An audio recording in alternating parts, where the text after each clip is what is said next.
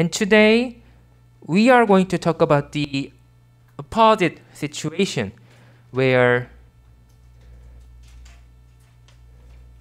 we have too much growth.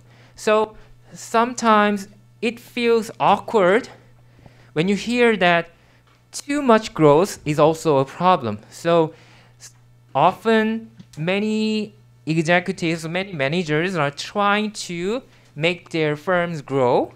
But here I'm saying that too much growth is another problem. So what's the reason of this? The reason is because if your firm grows too much, then you may be required to spend all of your money to buy additional assets and to support your increasing sales.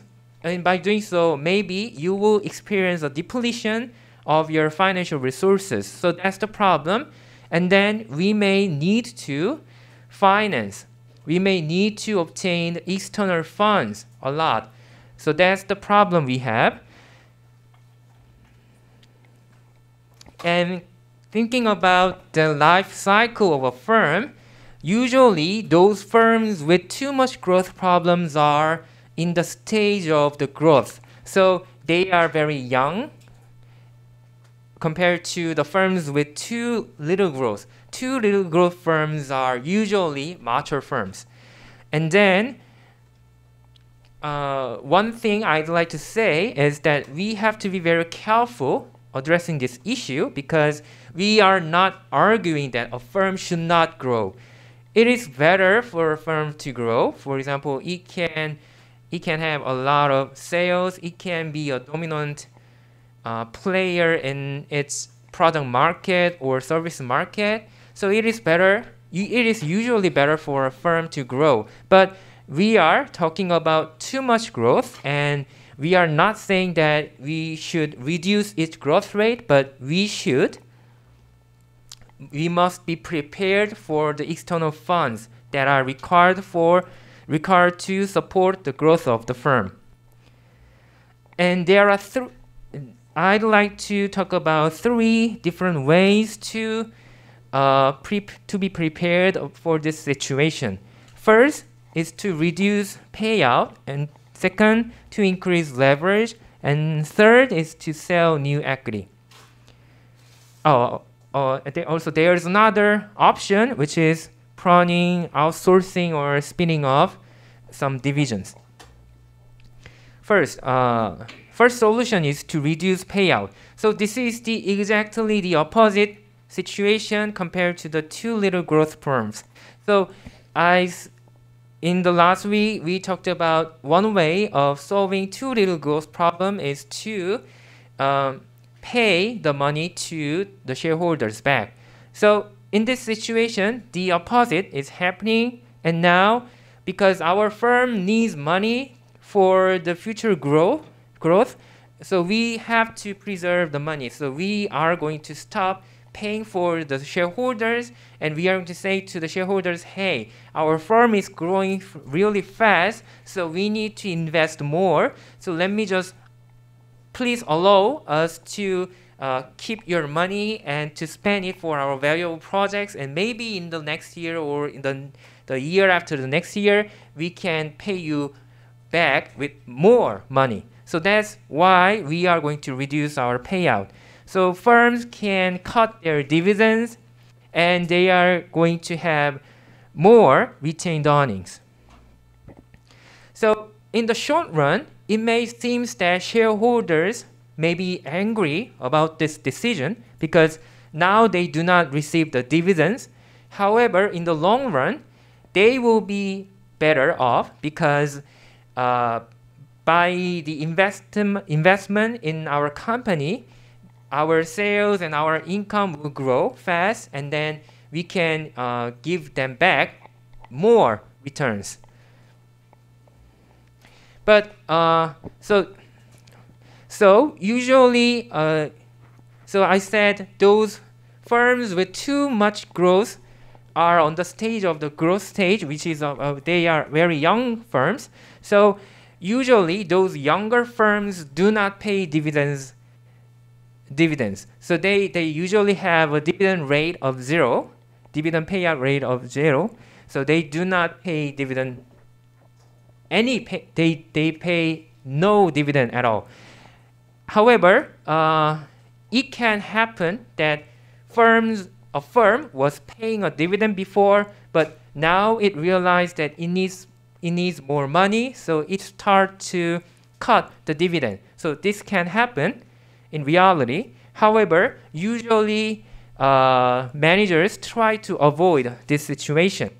The reason is because if you cut dividends, then shareholders will be very angry about the decision, so they will complain about your decision, and they will vote for your layoff. So therefore, managers often decide not to reduce the dividend ratio. So they usually try to maintain a certain level of dividends once it is paid. So usually it happens. So for the young firms, they do not pay dividend at all, and then gradually, as the firm grows, they start to pay dividends, but they pay a lot of careful consideration when they increase the dividends, and they try to be conservative in increasing the dividend ratio, so that in the later they don't have to experience a reduction in dividend situation. So if you cut the dividends, it will be regarded as a signal that your firm is out of resources, or maybe your firm is having a financial problem, or the performance is deteriorating. So you want to avoid the situation. So usually you don't cut the dividends in reality. And then our next choice can be increasing leverage. So this is indeed the first option for the firms with high growth rate. So raising debt financing can be your preferred option, because cutting dividends, or the third option, which is raising equity capital, has disadvantages. So they are not preferred in reality. However, compared to them, raising debt financing has slighter issues, so you can always rely on debt financing. However, you also have to be very careful when you try to increase the debt financing. So usually, a firm has its own debt capacity. So by the debt capacity, it means that there is a maximum level of debt that you can raise. So for example, let's consider yourself. So maybe you are using a credit card, and the bank or the credit card company assign each of you the maximum level of money that you can use with your credit card. So that is your card capacity, right? And the reason the capacity will be determined by your income level, and at the same time your wealth, and maybe your consumption. So the same thing happens for the firms, and the banks and other financiers or financial companies often measure a firm's ability to pay the money back, and they carefully determine its debt capacity, and then they do not lend the money to the firm when they reaches the maximum level of the debt. So firms usually try to avoid the situation where their debt ratio exceed their debt capacity. So if they exceed the maximum level of debt, then maybe they would not be able to pay the money back, for example, the interest expenses, or even they are going to go bankrupt. So they try to avoid the situation and they try to preserve the debt capacity for the future events. For example, if you have a debt capacity of $100 million today, and if you spend them all today, then maybe after 1 week, if there is another investment opportunity, very good investment opportunity, but because you don't have money anymore, so you cannot invest in the project. So to avoid the situations, firms try to maintain the debt capacity for themselves. And finally, when a firm cannot have a debt financing, maybe they can try to sell their equity and to raise equity capital. So it usually happens when the firm first goes to the stock market. So this event is called initial public offering, or IPOs, and this is a chance for a firm to raise huge amount of money in a single time. So by the IPO, it means that a firm will offer their shares to the public investors. So that is why it is called as public offerings. So public investors, like me or you can purchase the share of the firm if you want to. And then maybe, for example, you can pay $5 per share to get one new share of the firm. So it seems that the money that a firm can have is very small because public investors are not rich people. However, because there are huge number of investors, so gathering, they are very strong. So the money that a firm can raise is very large in the event of the IPO, and that's why firms often try to go to the stock market and to have public offerings for the first time. On the contrary, because the IPO is the first time of their offering, there could be second chance or third chance or so on. However, those cases are not preferred. So these cases are called seasoned equity offerings because this is not the first time. However, so it means that the firm is already on the stock market, but it is trying to raise additional equity capital by selling additional shares.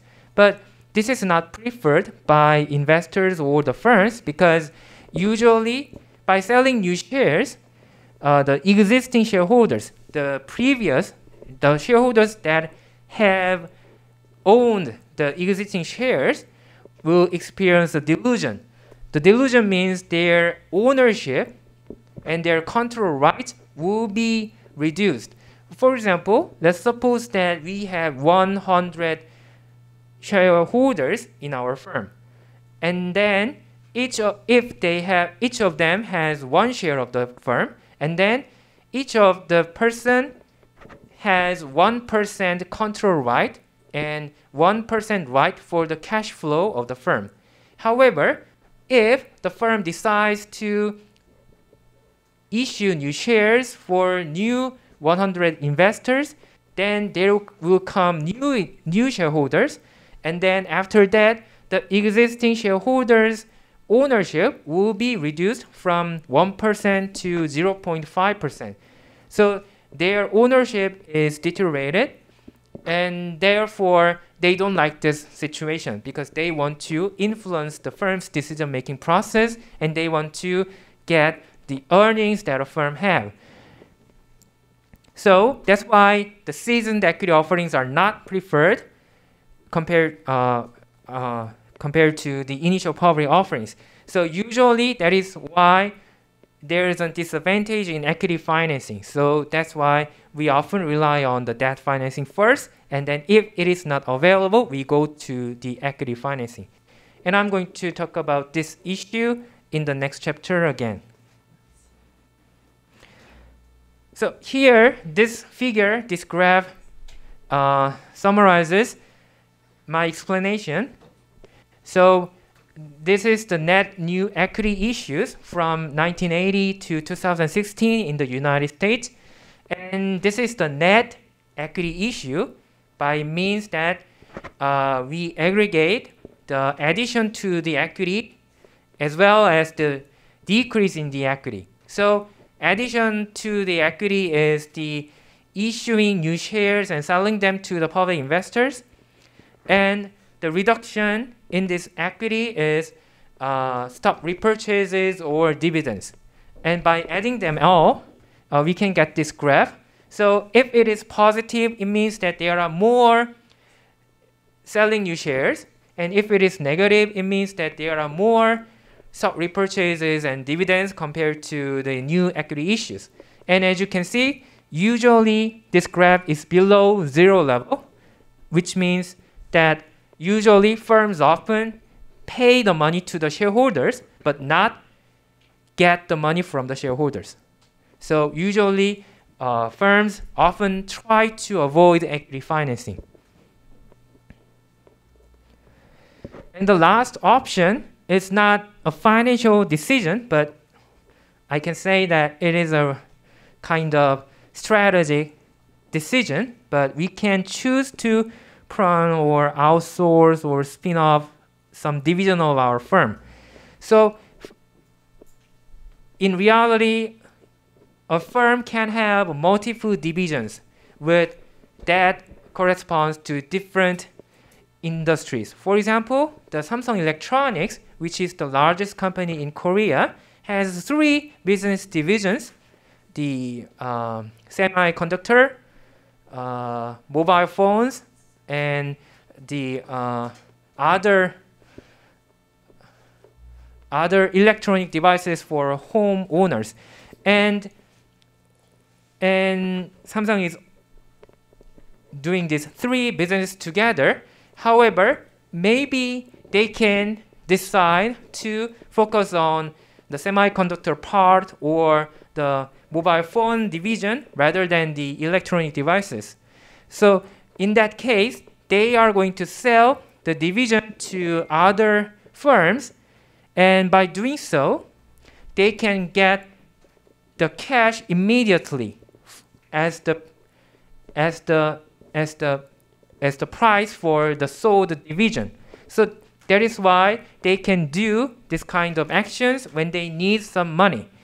And at the same time, it can also improve the performance of the firm, because now your firm is concentrating on a specific industry, so you can reallocate your human capital and your fixed assets. For example, if Samsung Electronics, this is not real, but if Samsung Electronics sells the mobile phone division to Apple, then maybe Samsung Electronics can focus on the semiconductor industry, and the researchers and producers in the mobile phone division can be reallocated to the semiconductor division. So maybe they can have more innovation in the semiconductor industry. So actually, this kind of actions can improve their operating performance as well.